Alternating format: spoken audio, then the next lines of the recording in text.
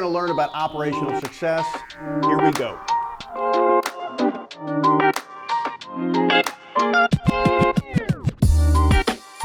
So I'm Joey Brown. This is another episode of Vlogging with Tempo, and like I said, operational success is what we're going to be learning about today. I've got someone no better to talk about that with me today than Aaron Gonzalez. He's our Chief Operating Officer. Aaron, welcome. Thank you, Joey. Glad to be here. Yep, and glad you're here as well. So tell me, if you would, a little bit about what makes Tempo's business operate successfully. I think the biggest thing that Tempo does that makes our operations successful is quality planning. We talked about that a little bit earlier. I think planning is a big part of it. I think without a good plan, you're just kind of shooting in the dark. So yeah.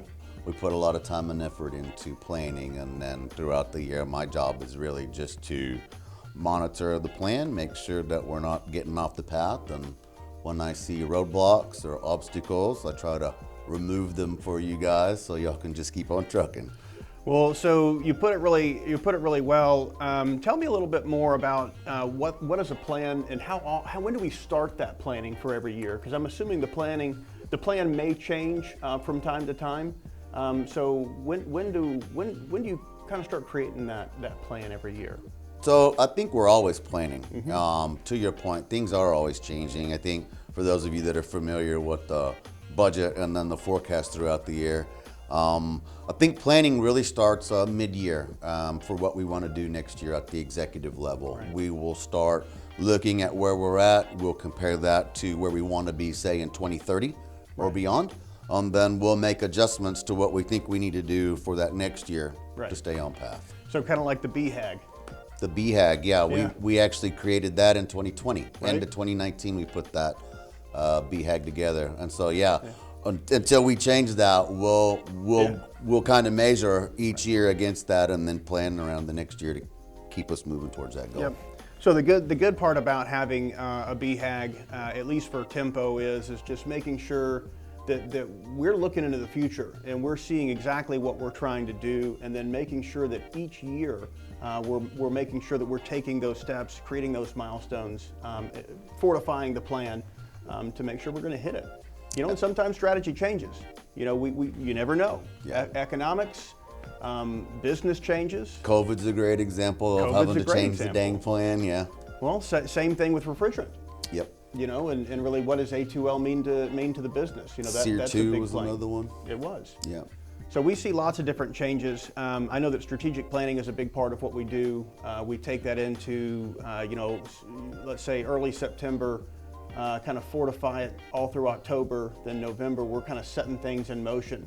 And that way we really kind of know where we're going for the next year. So planning is huge. It is all about operations. So not to get too far on the weeds, but tell me a little bit about, what some of the plans were or are for our service group going into this BHAG, if you could. Sure. So I will tell you that the executive team really sees the service group as kind of being a much bigger piece of the business than we are now. There's no reason in this market why the service team can't produce the same types of revenues that mechanical has. And so when we created the BHAG, and every year as we have planned, as we kind of move towards that, we're always looking at how to kind of expand the service group. And our focus really has been on the single family retail side. Oh yeah.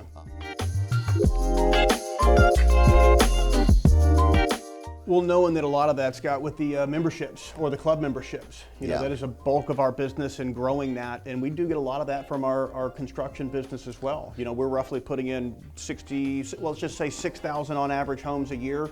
Possibly this year could be looking at 8. 8, yeah. So you're talking club memberships driving future business. Club memberships are really one of the most critical pieces to that single family retail service piece. It not only adds value to the business just when you look at what's this business worth, but it creates opportunities over and over and over again. It creates loyalty with the customers. The customers get preferred treatment, preferred pricing. Yep. We get preferred treatment too because they call us. That's right. That's right. They don't call somebody else first. So yeah, they're getting their inspections every year. We're water heater flushing or tankless water heater descaling. We're checking the air conditioner, changing customer supplied filters, and even doing the combustion analysis. That's something that not every contractor does in this market. yeah, and that's pretty critical too. You don't want to have a cracked heat exchanger No, and of start course not. breathing carbon monoxide. Bad. Of course not. So that club memberships is really driving the service business for sure. Seeing that as a long-term benefit for our company, and knowing that that's what continues to drive. When you said revenue generating, but profitability as well. You know, your gross margin in a service business at times is higher than a construction business. Much. So that operational success and strategy for that to grow that business is very important. Yeah. You know, then this is a huge market. It's going to continue to grow. You know, we're construction is probably already expanding past Sherman, I would assume, or at least getting close to it. We'd like to. Yeah, there's lots of opportunities north. Yeah. That's for sure, and that's part of the planning, the long-term Yeah. planning, right? What to do to try to take advantages, say on the mechanical side, of opportunities that present themselves just south of the Red River, or even further south, like Austin and Houston. Oh, sure. Expansion is certainly part of the plan. We're kind of working through that this year as well with the Lennar team, looking at some opportunities in some other markets. So. Yeah, you mentioned Lennar. Lennar's been a really good customer of ours for, I think, as long as I can remember. 98 that I know of. And knowing that they were a large piece of our business, I think almost up to 80% in years. You know, they're a big group, an outstanding group to work for, and someone that I'm proud to be able to work for. Yeah, Lennar has been a fantastic partner for Tempo, not just for mechanical, but for the US Ecologic team as well. And then their homeowners turn into your club members. Yeah, yeah. So it's been a good little relationship all the way down the line. Well, I want to talk a little bit more, if we can, about some of the operational successes of our construction group, if that's okay. Sure. And one that I'm thinking of specifically is our design team. Yeah. And so, you know, what does that mean to our business? And what does that mean for really the homeowner itself as well? For me, it really means two things. It means knowing that what we're installing is really what needs to go in there.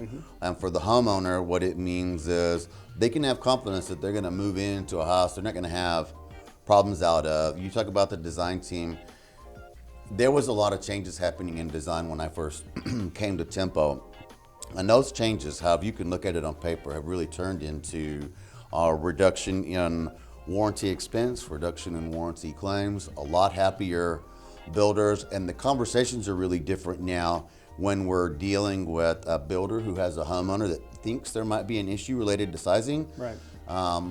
We've been doing this for so long and really staying on top of making that change and then keeping it, that now when we have those conversations, the builders almost go to bat for us. Right. It's 50 to 80% reduction in how many of those conversations actually make it to Tempo, because that confidence piece that I talked about.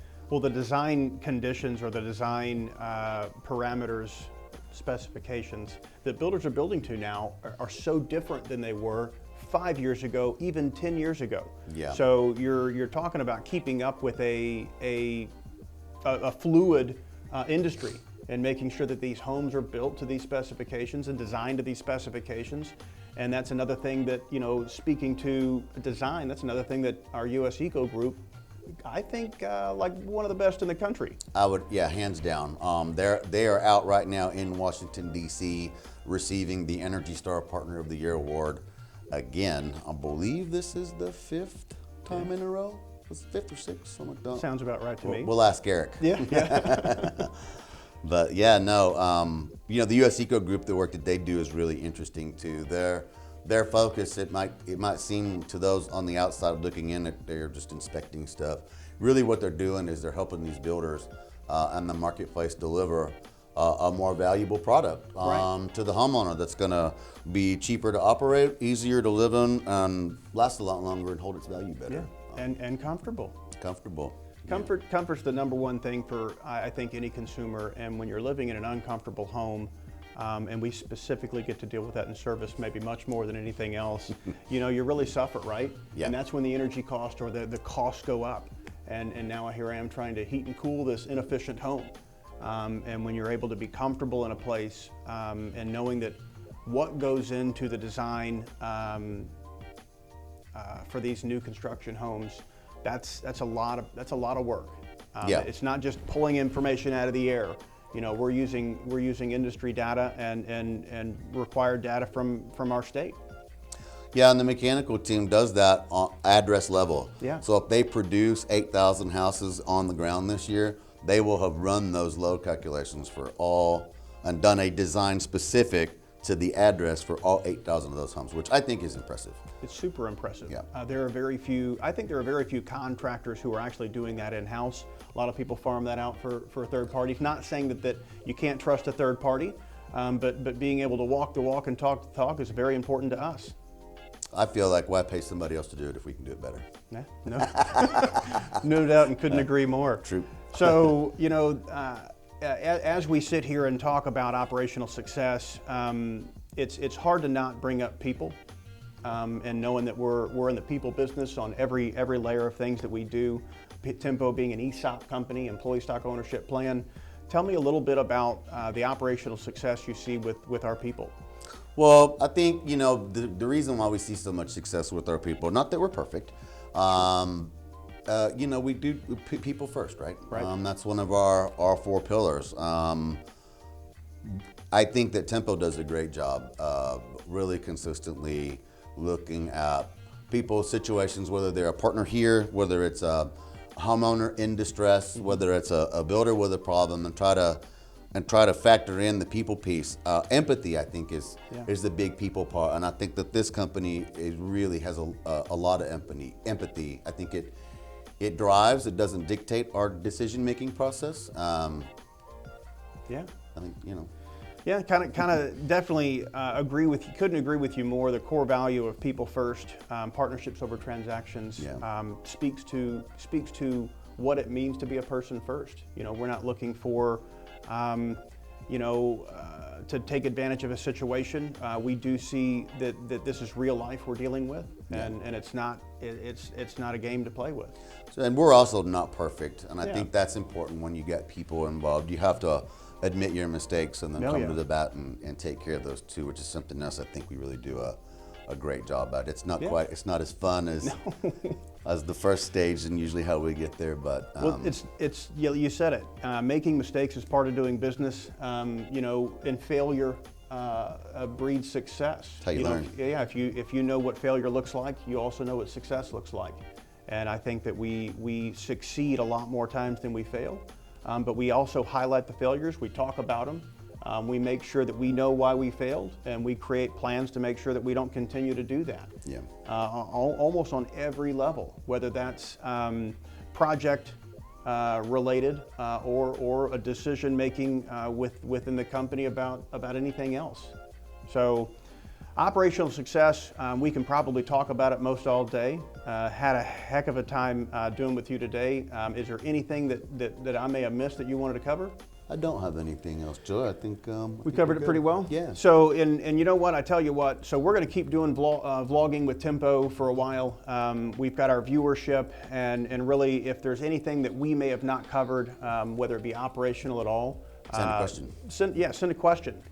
Share this, like our channel, and comment. Make sure if there's anything that you want to know or want to hear about that you ask, and we can definitely plan another one of these in the future. Aaron, I really appreciate you being with us today, talking a little bit about operations with us, and really, thanks a lot. Appreciate you having me. Yeah, you bet. Thanks. All right, we'll catch you next time, guys. Thank you. Go Tempo.